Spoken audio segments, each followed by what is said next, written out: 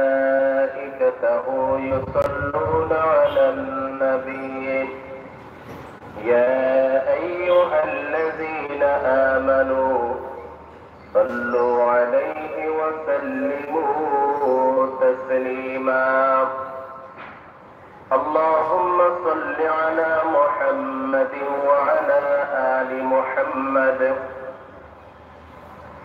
كما صليت على إبراهيم وعلى آل إبراهيم إنك حميد مجيد اللهم بارك على محمد وعلى آل محمد كما باركت على إبراهيم وعلى آل إبراهيم إنك حميد مجيد উপস্থিত সম্মানিত মুসল্লিয়ানে কেরাম, মহান আল্লাহ তাআলার দরবারে অসংখ্য অগণিত শুকর আদায় করছি যে মহান আল্লাহ পাক আমাদেরকে পবিত্র জুমার নামাজ আদায়ের জন্য আল্লাহ তাআলার মসজিদের মধ্যে আসার এবং বসার তৌফিক দান করেছেন।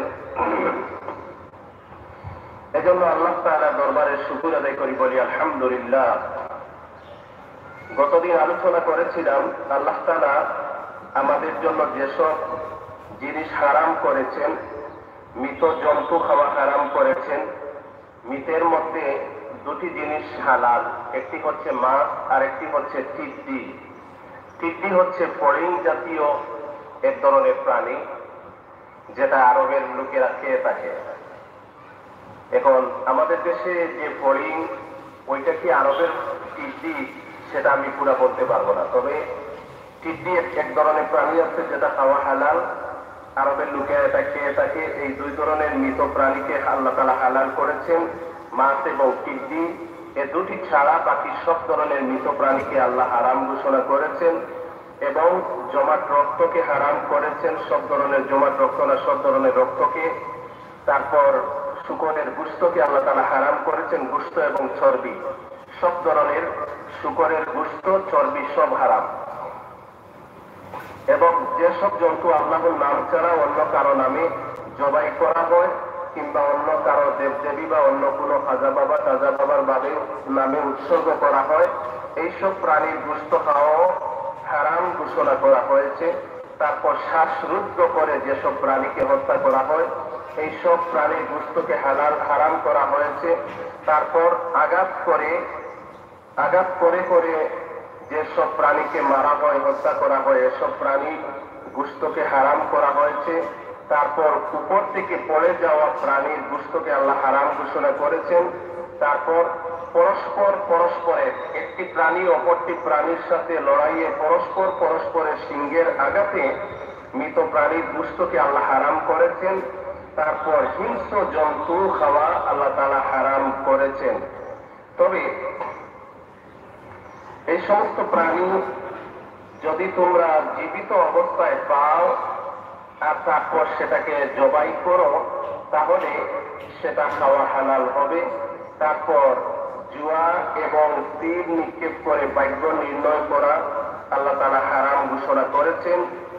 তারপর বলেন,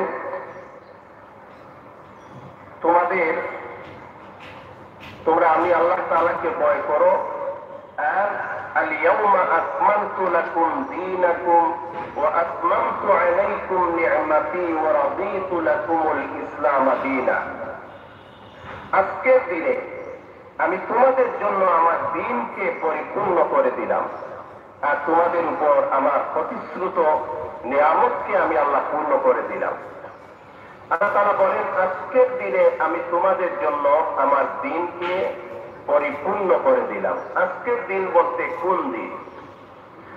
এই আয়াতটা নাযিল হয়েছিল 10ম হিজরি আরাফার দিন, শুক্রবার আসরের পর নবী করিম সাল্লাল্লাহু আলাইহি সাল্লাম জবলে রহমতের পাহাড়ের নিচে তিনি উটের উপর আরোহণ করে লক্ষ সোয়া লক্ষ সাহাবায়ে কেরামদের উদ্দেশ্য তিনি ভাষণ দিচ্ছিলেন।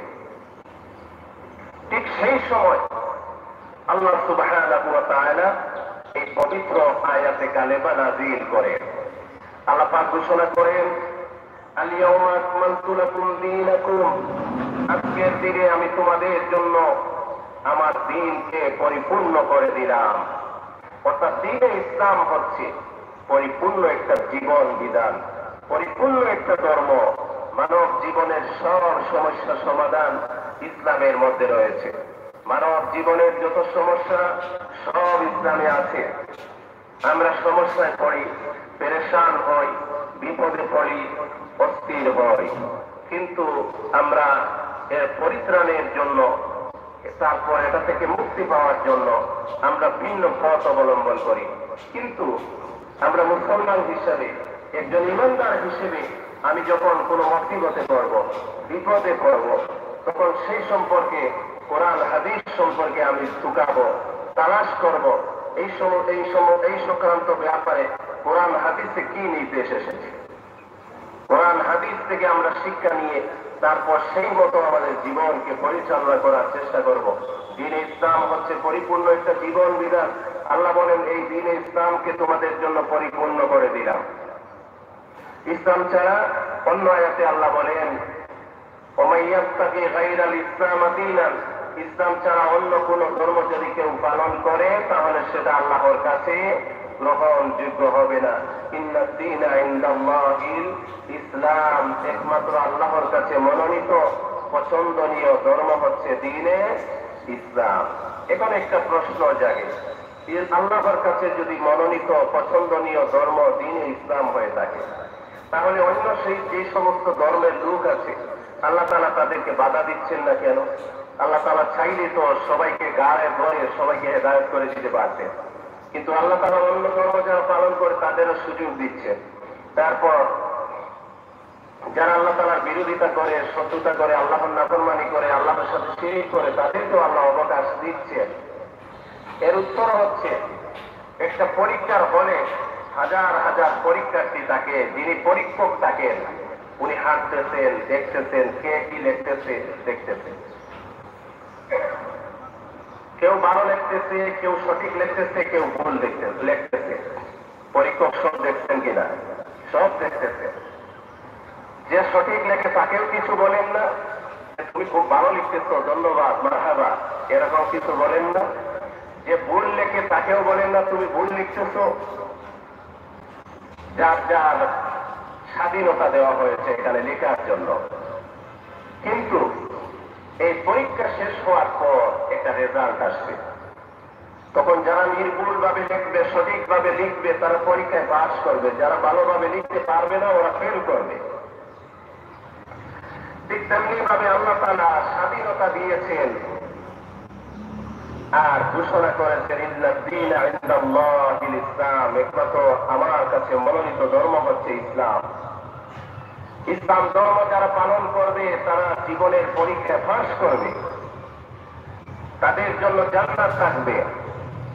আর জীবনের পরীক্ষায় যারা ফেল করবে, ইসলাম ছাড়া অন্য ধর্ম গ্রহণ করবে, অন্য ধর্ম অনুসরণ করবে, পালন করবে, ওরা পরীক্ষায় ফেল করবে, তাদের জন্য জাহান্নাম থাকবে।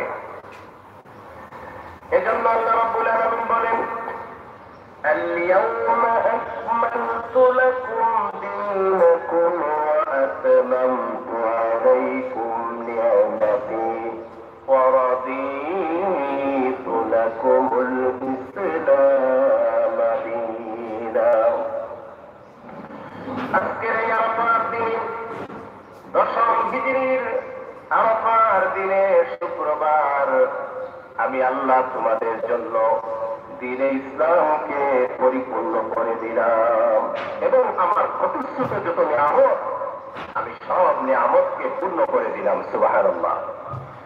বিধান সংক্রান্ত এই আয়াতের পর, এই আয়াত নাজিল হওয়ার পর নবী আলাইহিস সালাম 81 দিন জীবিত ছিলেন। এরপরে আরো কয়েকটা আয়াত নাজিল হয়েছে, কিন্তু বিধিবিধান সম্পর্কিত এটি হচ্ছে কোরআনুল কারীমের সর্বশেষ আয়াত।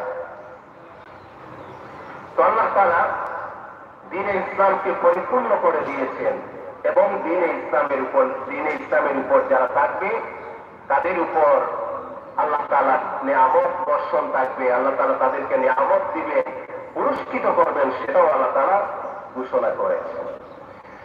فمن اضطر في مخمصة غير متنازع في الإثم فإن الله غفور رحيم। যদি কোনো ব্যক্তিকে ক্ষুধার কারণে হারাম খেতে বাধ্য করা হয় কিন্তু ইচ্ছে করে সে কখনো পাপের দিকে ঝুঁকতে চায় না, তার ব্যাপারে অবশ্যই আল্লাহ তাআলা ক্ষমাশীল, পরম দয়ালু। এখানে খুব গভীরভাবে লক্ষ্য করুন, একটা মাসআলা এখানে বলে দেওয়া হয়েছে। আল্লাহ তাআলা একটা বিধান সেখানে জারি করে দিয়েছেন। এই যে উপরে যতটা প্রাণীর গোশত খাওয়া আল্লাহ তাআলা হারাম ঘোষণা করেছেন, এই সমস্ত হারাম প্রাণী যদি কোনো মানুষ এমন অবস্থার সম্মুখীন হয় যে তার কাছে এই হারাম প্রাণী ছাড়া আর কিছু নেই, এবং সে যদি কিছু এই মুহূর্তে না খায় তাহলে সে মরে যাবে, এমন অবস্থায় এমন পরিস্থিতির সম্মুখীন যদি সে হয়, তাহলে যতটুকু খেলে জীবন বাঁচবে ততটুকু খাওয়া তার জন্য হালাল করে দেওয়া হয়েছে, এর থেকে বেশি নয়। অর্থাৎ আল্লাহ তাআলা মৃত জন্তু হালাল করেছেন, শূকরের গোশত হালাল করেছেন, হারাম করেছেন, মৃত জন্তুর গোশতকে হারাম করেছেন, রক্ত হারাম করেছেন।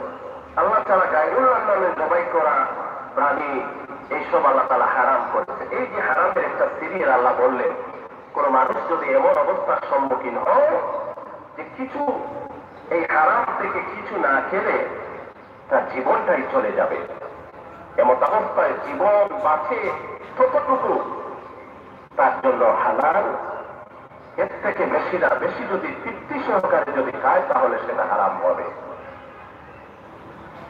তারপর আল্লাহ রাব্বুল আলামিন বলেন, يسألونك ماذا أحل لهم قل أحل لكم الطيبات وما علمتم من الجوارح مكلبين تعلمونهن مما علمكم الله فكلوا مما أمسكن عليكم واذكروا اسم الله عليه واتقوا الله إن الله سريع الحساب। হে নবী, তারা তোমার কাছে জানতে চায় কোন কোন জিনিস তাদের জন্য হালাল করা হয়েছে। তুমি বলো, সব ধরনের পাক সাফ বস্তুই তোমাদের জন্য হালাল করা হয়েছে, এবং সেসব শিকারী জন্তু ও পাখির ধরে আনা শিকার তোমরা খাও, যাদের তোমরা শিকার করার নিয়ম শিক্ষা দিয়েছ, যেভাবে আল্লাহ তাআলা তোমাদের শিক্ষা দিয়েছেন। তবে এর উপর অবশ্যই আল্লাহ তাআলার নাম নেবে, তোমরা আল্লাহ তাআলাকে ভয় করো, অবশ্যই আল্লাহ তাআলা দ্রুত হিসাব গ্রহণ করে। এখানে বলা হয়েছে, হে নবী, ওরা আপনাকে প্রশ্ন করে কোন কোন জিনিস আমরা খাবো। আল্লাহ তাআলা বলেছেন, কুল উহিল্লা লাকুমুত তাইয়্যিবাত, আপনি বলে দিন প্রত্যেক পাক পবিত্র জিনিস আমি আল্লাহ তোমাদের জন্য হালাল করেছি। প্রত্যেক কোরআনুল কারীমে অন্য জায়গায় আল্লাহ বলেন কুলু মিন তাইয়্যিবাত, তোমরা খাও পবিত্র জিনিস থেকে। আর এখানে আল্লাহ তাআলা বলতেছেন কুল উহিল্লা লাকুমুত তাইয়্যিবাত, প্রত্যেক পাক পবিত্র জিনিস তোমাদের জন্য হালাল করা হয়েছে। তারপর কোন কোন মানুষ শিকার দিয়ে শিকার করে, শিকার দিয়ে শিকার করে, যেমন কুকুর দিয়ে, শিকারী কুকুর দিয়ে বিভিন্ন জিনিস শিকার করে। তারপর এই আর নদী থেকে মাছ শিকার করে আর একটা প্রাণী, ওইটার নামটা ভুলে গেছি, একটা প্রাণী ওইটা পানির নিচে গিয়ে ডুব দিয়ে মাছ ধরে নিয়ে আসে, ওইটাকে ওইভাবে প্রশিক্ষণ দেওয়া হয়েছে।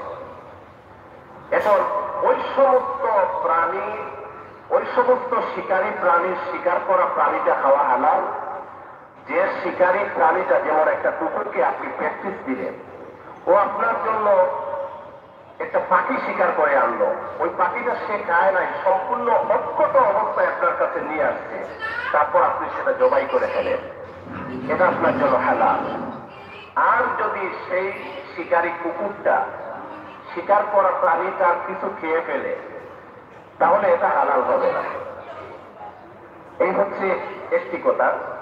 আরেকটি হচ্ছে, আমরা যে শিকার করি, মনে করেন এক্সাম্পল পাখি, এখন আমরা যে পাখি শিকার করি, এটা যদি তীর দিয়ে শিকার করা হয়, কারণ তীরটা হচ্ছে ধারালো, আর তীরটা নিক্ষেপ করার সময় যদি আল্লাহর নাম নিয়ে নিক্ষেপ করা হয় এবং সেই তীরের আঘাতে যদি প্রাণীটা মারা যায়, তাহলে সেটা খাওয়া হালাল আছে।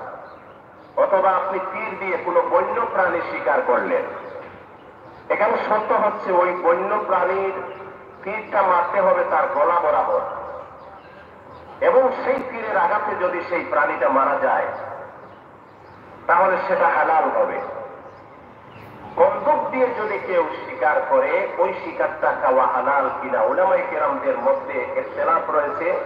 তবে অধিকাংশ, বেশিরভাগ উলামায়ে কেরামদের মত হচ্ছে বন্দুক দিয়ে শিকার করা এবং ওই বন্দুক দিয়ে গুলি করার সময় যদি প্রাণীটা মারা যায়, তাহলে সেটা হালাল হবে না। আর বন্দুক দিয়ে আপনি গুলি করেছেন, গুলিকে সেটা পড়ে গেল, তারপর জীবিত পেলে তারপর সেটাকে আপনি জবাই করলেন, ওইটা হালাল হবে। কিন্তু গুলির আঘাতে সেটা মৃত্যুবরণ করেছে আপনার হাতে আসার আগে, সেটা হালাল হবে না। আপনি জীবিত পেয়েছেন তারপর জবাই করেছেন, এটা হালাল হবে।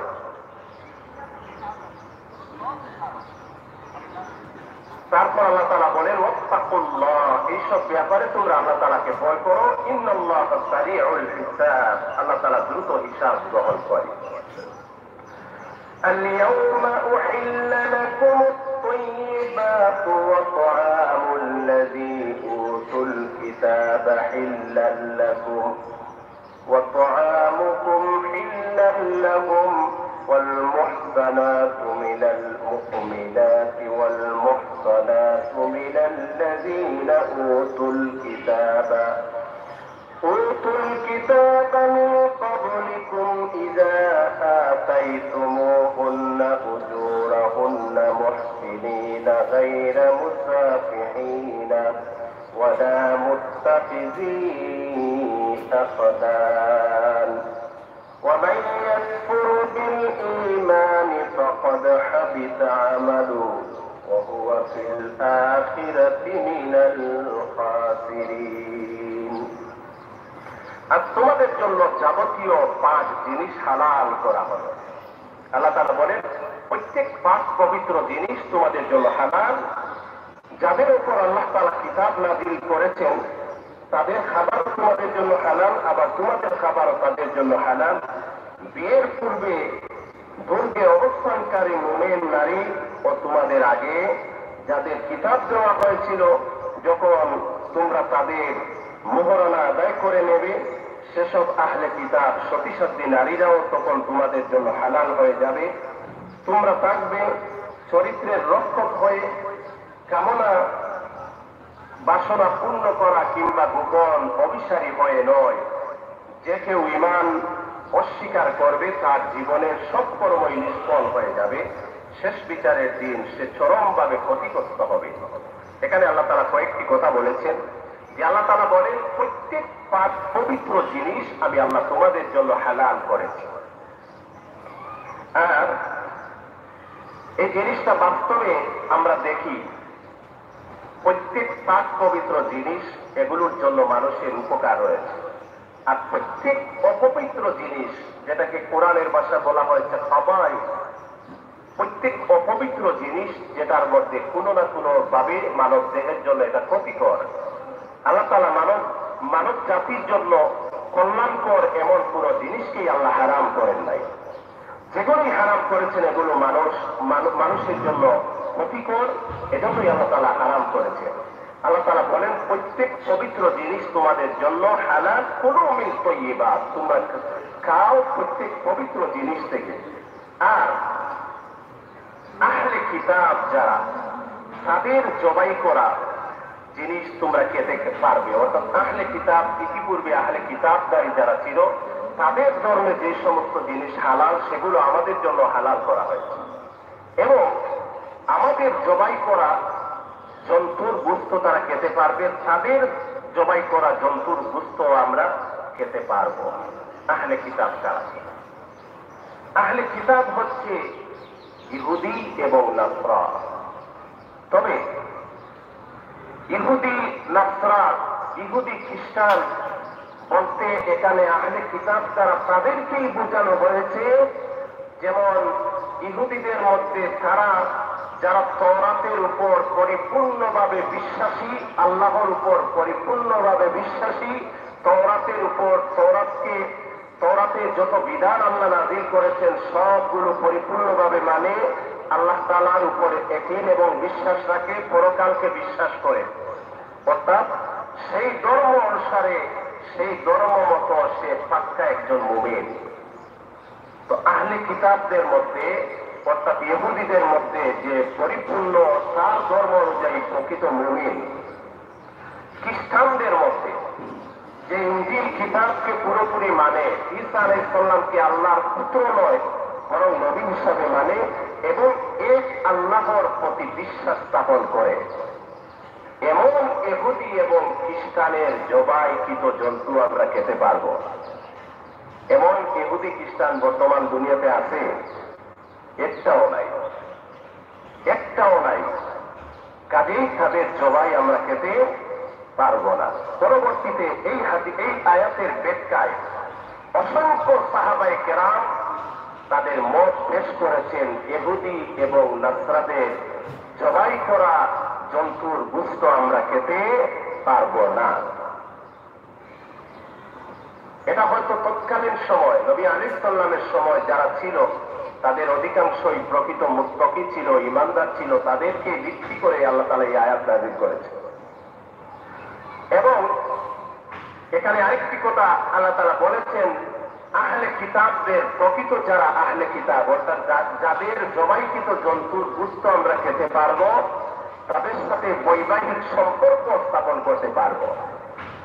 যেহেতু বর্তমানে প্রকৃত এক আল্লাহর উপর বিশ্বাসী মুত্তাকি ঈমানদার ইহুদি খ্রিস্টান দুনিয়াতে একটাও নাই, কাজেই তাদের হাতে জবাই খাওয়া যাবে না, জবাইকৃত জন্তুর গোশত খাওয়া যাবে না, এবং তাদের সাথে বৈবাহিক সম্পর্ক স্থাপন করাও যাবে না। এই কথাটাই আল্লাহ তাআলা বলেছেন। তারপর আল্লাহ তাআলা বলেন, তোমরা বৈবাহিক সম্পর্কের মাধ্যমে তোমাদের কামনা বাসনা পূর্ণ করো, তোমরা খারাপ সম্পর্কের দিকে ধাবিত হয়ো না, তোমাদের চরিত্রের তোমরা হেফাজত করো। নবী করিম সাল্লাল্লাহু আলাইহি সাল্লাম বলেন, হে যুবক সম্প্রদায়, তোমাদের যাদের বিবাহের সামর্থ্য আছে তোমরা বিবাহ করে নাও, যাদের বিবাহের সামর্থ্য নেই তোমরা রোজা রাখো। আমার যুবক ভাইরা, বর্তমানে আপনারা এখনো যারা বিবাহ শাদী করেন নাই, স্টুডেন্ট লাইফে আছেন, লেখাপড়া করতেছেন, কিন্তু আপনি প্রাপ্ত বয়সে পৌঁছে গেছেন, এমত অবস্থায় আপনার চরিত্র হেফাজত করতে হবে। নবী করিম সাল্লাল্লাহু আলাইহি সাল্লাম বলেন, যে ব্যক্তি তার দুই ঠোঁট এবং আপন লজ্জাস্থানের হেফাজত করবে, আমি নবী তার জন্য বেহেশতের জিম্মাদার হয়ে যাব। কত বড় কথা! দুটি শর্ত, নিজের মুখকে কন্ট্রোল করতে হবে, জবানকে কন্ট্রোল করতে হবে, আর মা ইয়ালফিযু মিন কাওলিন ইল্লা লাদাইহি রাকীবুন আতীদ, আমাদের মুখ দিয়ে যে কথা বাহির হয় আমলের খাতায় সেটা সংরক্ষিত থাকে।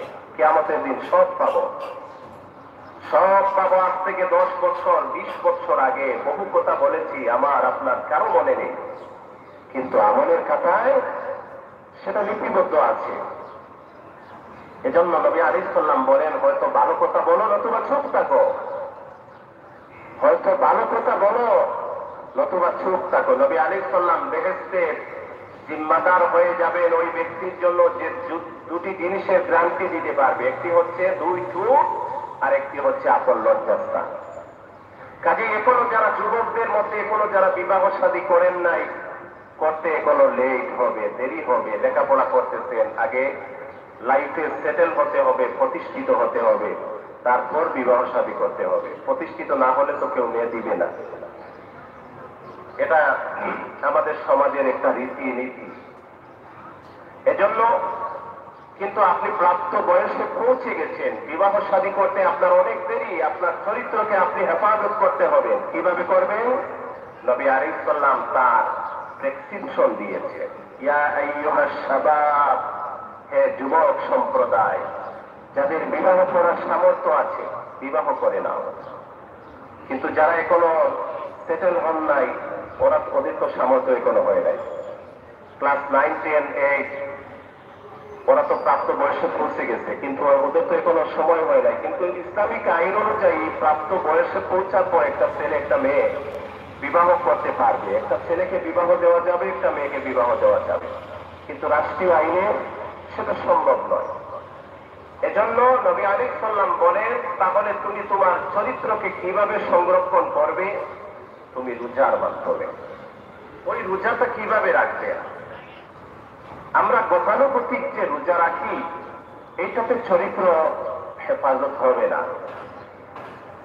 রোজার দ্বারা চরিত্র সংশোধন করার জন্য যে রোজা আপনি রাখবেন, সেই রোজায় সেহরিতে আপনি অল্প পরিমাণে খেতে হবে, খুবই অল্প, একেবারে যত সামান্য, যতটুকু না খেলে না হয়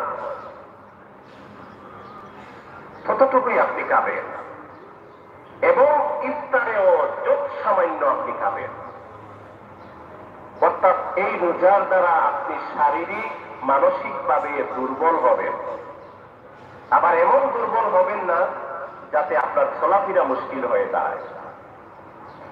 সেহরিতে যদি আপনি খুবই অল্প খান, ইফতারে যদি খুবই অল্প খান, আপনার শরীরটা একটু নিস্তেজ হবে, শরীরে একটু দুর্বলতা আসবে।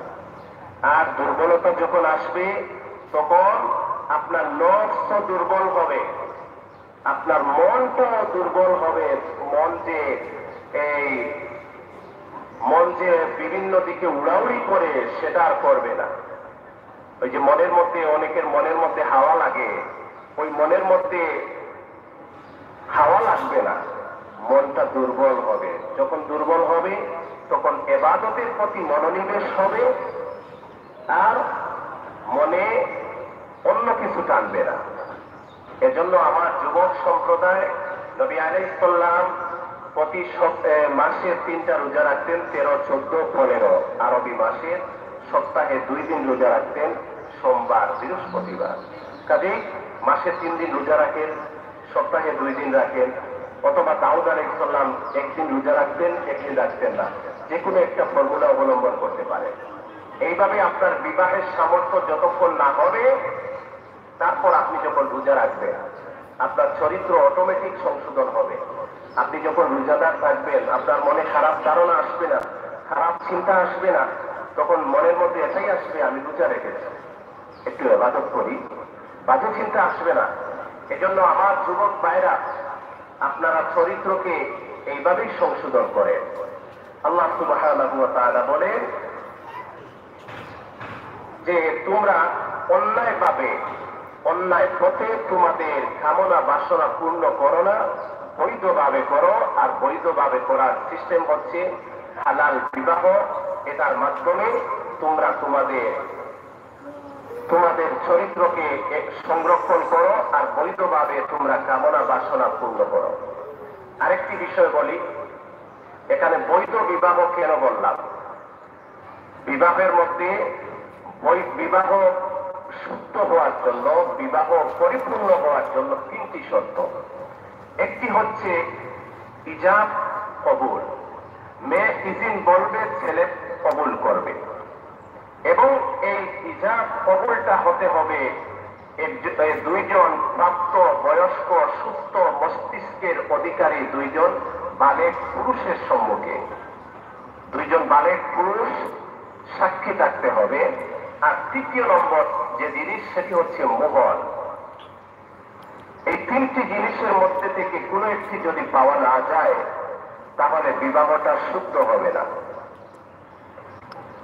এখন কেউ যদি মনে করে, যেমন বাইরা ডিস্ট্রিক্ট থেকে কেউ আসছে শাহজালাল বাবার মাজারে, আর এসে বলল আমাদের রিলেশনশিপে তো বহুদিন, চলো আমরা বিবাহ করে নেই, এখানে এই কি শাহজালাল বাবাকে সাক্ষী রেখে আমরা বিবাহ করে নিলাম, হবে?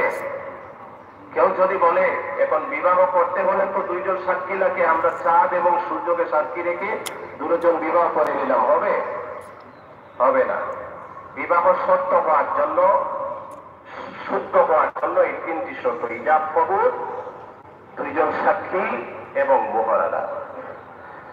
তারপর আল্লাহ রাব্বুল আলামিন বলেন, ইয়া আইয়ুহাল্লাযীনা আমানু ইযা কুমতুম ইলাস সালাতি ফাগসিলু ওয়ুজুহাকুম ওয়া আইদিয়াকুম ইলাল মারাফিক। হে ইমানদারগণ, তোমরা যখন নামাজের জন্য দাঁড়াবে তখন ওযু করবে, আর ওযুর নিয়ম হচ্ছে তোমরা তোমাদের মুখমণ্ডল কনুই পর্যন্ত এবং তোমাদের দুই হাত ধুবে, তারপর তোমাদের মাথা মাথে করবে এবং দুই পাকে দগ্ধ করবে। এই চারটি জিনিস হচ্ছে ওযুর ফরজ। এই চারটি ফরজ আল্লাহ তাআলা বলেছেন, আর এই কোরআনে পাকের এই আয়াতে কালেমার মাধ্যমে ওযুর এই চারটি ফরজ প্রমাণিত। প্রথমে মুখমণ্ডল ধোয়া, উভয় হাত কনুসহ ধোয়া, তারপর মাথা মাথে করা, তারপর দুই পা টাকলু সহ ধোয়া, ওযুর তরিকা, ওযুর সুন্নত, ওযুর ফরজ, তারপর ওযুর যদি পানি না পান তাহলে কি করতে হবে, ইনশাআল্লাহ এই ব্যাপারে সামনে আলোচনা হবে। আচ্ছা, এখানে একটি কথা বলি, ওযু আমরা যে বাথরুমে ওযু করি, ওযুর শুরুতে বিসমিল্লাহ বলা হচ্ছে সুন্নত, কিন্তু বাথরুমের ভিতর তো বিসমিল্লাহ বলা যাবে না, তাই বিসমিল্লাহর আগে পড়ে নেবেন। আর বাথরুমে প্রবেশের আগে যে দোয়া আছে এই দোয়াটা আগে পড়ে নেবেন। ইযা আরাদা দাখালাল খালা, হাদিসের মধ্যে আসছে যখন তুমি বাইতুল খালায় প্রবেশ করার ইরাদা করবে তখন দোয়া পড়বে, ভিতরে গিয়ে নয়, বাহিরে থাকবে। বিসমিল্লাহটাও আগে পড়ে নেবেন। আর ওযুটা আমাদের সমাজে বা আমাদের দেশে বর্তমানে এক বাথরুমের মধ্যে প্রস্রাব, পায়খানা, গোসল, ওযু সব। কিন্তু আমি সাজেস্ট করব, আপনারা যারা নতুন নিজে ব্যবহারের জন্য নতুন বাসা বাড়ি তৈরি করবেন, আপনারা বাথরুম প্রস্রাব পায়খানার জন্য যেটা বাথরুম ওইটা আলাদা রাখবেন। ওযু এবং গোসলের জন্য অন্তত সারা ফ্ল্যাটের মধ্যে কমপক্ষে একটা রাখেন, যে এটা শুধু গোসল এবং ওযুর জন্য, ওইটাতে কোনো কমেট থাকবে না, তাহলে ওযুটা প্রপারলি হবে।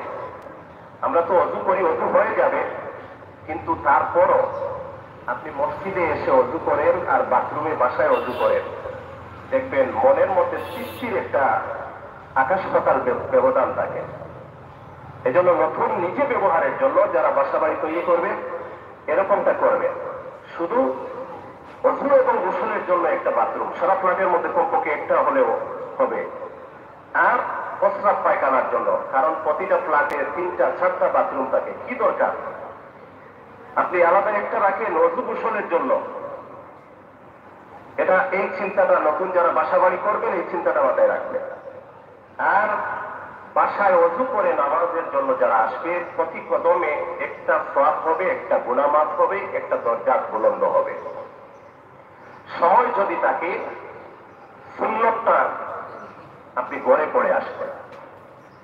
আর জুমার সময় অনেকেই এই খুতবা চলাকালীন সময় সুন্নত পড়ে।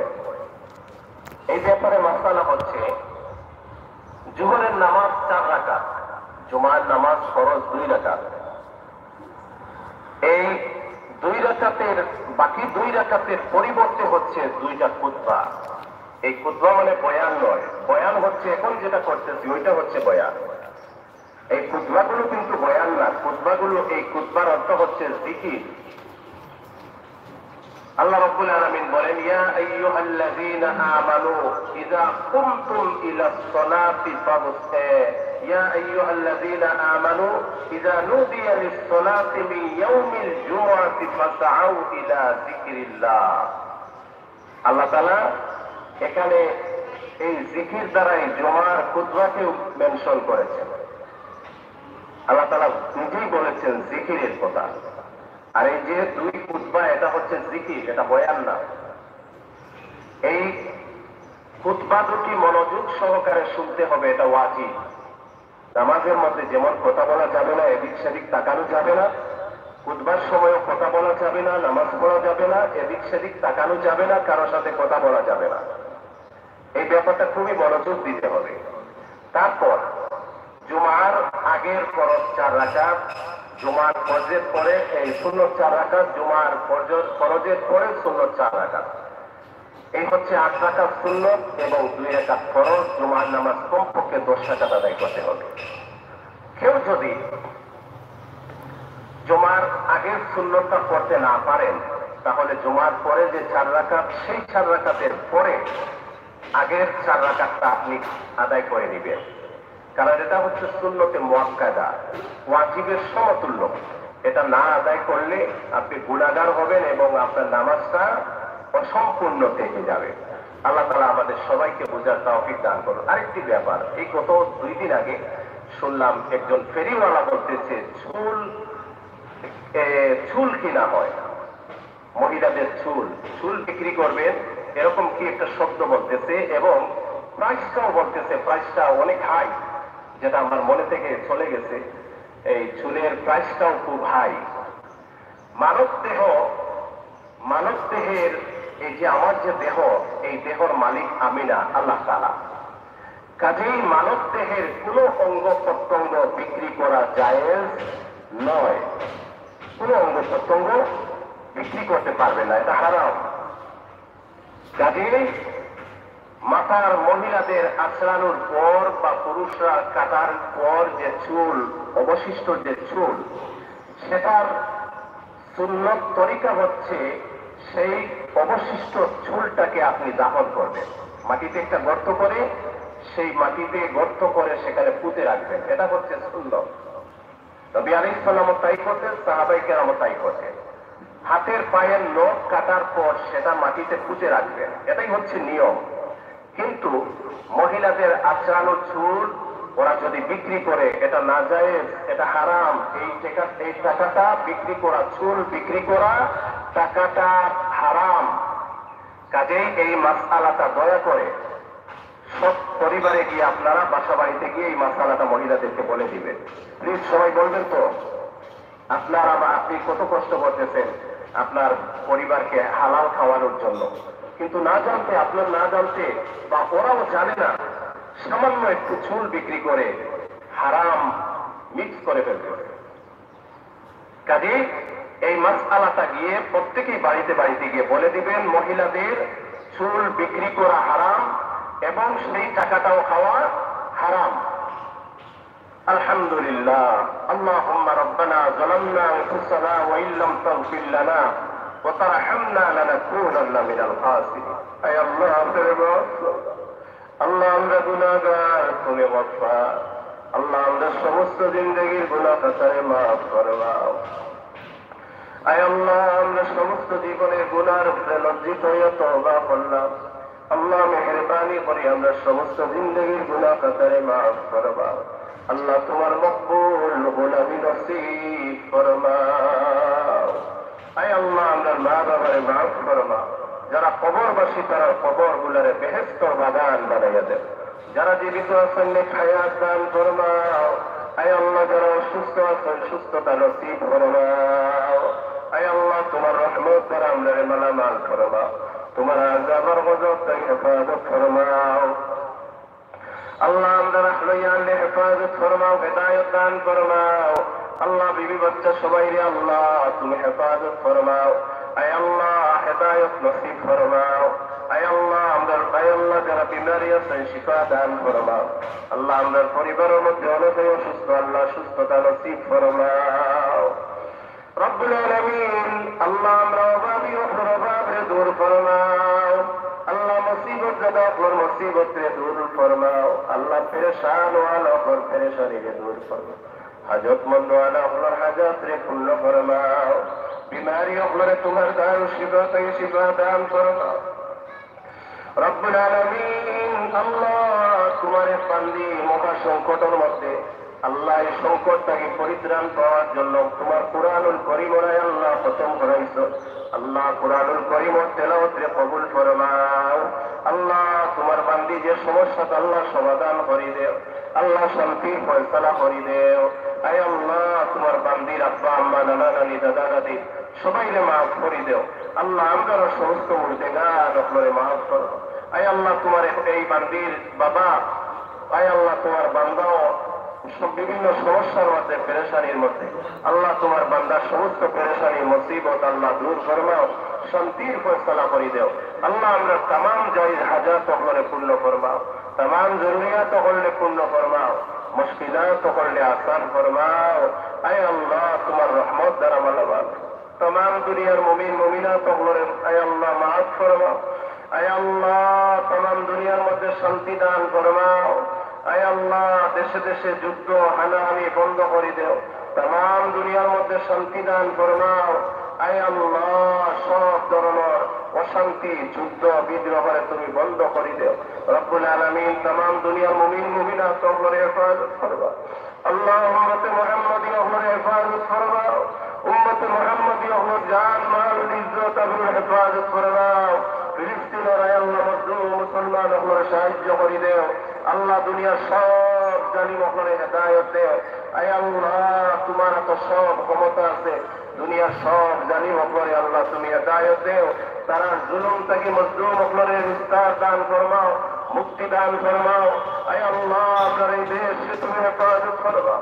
আয় আল্লাহ সব ধরনের দুশ্মনের দুশ্মনী থাকি, চক্রান্তকারী হল চক্রান্ত থাকি, হিংসুক হল হিংসুক থাকি, নিন্দুক হল নিন্দা থাকি। আয় আল্লাহ আমরা এই 56,000 বর্গ মাইলের দেশে তুমি হেফাজত ফরমাও। আয় আল্লাহ বাংলাদেশটা এই ভূখণ্ডরে তুমি হেফাজত ফরমাও। বাংলার মানুষকে তুমি হেফাজত ফরমাও। আয় আল্লাহ মানুষের জান মাল ইজ্জত আবরুর হেফাজত ফরমাও। আল্লাহ আমরা জান মাল ইজ্জত আবরুর হেফাজত ফরমাও। আল্লাহ আমরা নিরাপত্তা শান্তি দান ফরমাও। সব ধরনের আন্তর্জাতিক বৈশ্বিক চক্রান্ত থেকে আমরা দেশে হেফাজত ফরমাও। আল্লাহ আমরা হেফাজত ফরমাও। এই দেশের মানুষের শান্তিতে নিরাপদে আয় আল্লাহ ইমান ইসলামের সাথে তোমার বন্দেগীর করার আয় আল্লাহ ইমান ইসলামের উপরে অটল থাকার তুমি তৌফিক দান ফরমাও। রব্বুল আলামিন তোমার হাবিবর জিন্দা মর্দ तमाम উম্মতের মাফ করো। তোমার হাবিবর খেদমত আমরা পক্ষ থেকে অসংখ্য গণিত দুরূদ এবং সালাম হাদিয়া পৌঁছাও। আল্লাহ আমরা বারবার মক্কা মদিনার জিয়ারত নসিব করো। এই মুহূর্তে তোমার গড়ের চতুর্দিকে আয় আল্লাহ তোমার লক্ষ লক্ষ বান্দা বান্দি আপনার তোয়াফ করতে আছে। আয় আল্লাহ তার লগে আমরা মাফ করবাও। তারা দোয়ার সাথে আমরা দোয়ারে কবুল করো। আয় আল্লাহ আমরা तमाम উদ্দেশ্যের মধ্যে কামিয়াবি দান করো। আল্লাহ আমরা রাস্তায় ঘাট অগ্রহে ছুটাইয়া দেও। আল্লাহ আমরা আশায় পাপা তুমি কল্যাণের ফয়সালা করবা। সব ধরনের কল্যাণ থেকে হেফাজত ফরমাও। আল্লাহ আমরা জান মাল ইজ্জত আপনার হেফাজত ফরমাও। আল্লাহ আমরা রাহবায়ালে হেফাজত ফরমাও। আল্লাহ আমরা নিরাপত্তা শান্তির জিন্দগি নসিব ফরমাও। ওয়াসসালামু আলাল মুরসালিন ওয়ালহামদুলিল্লাহি রাব্বিল আলামিন। আমিন বিরহমাতিকা ইয়া আরহাম।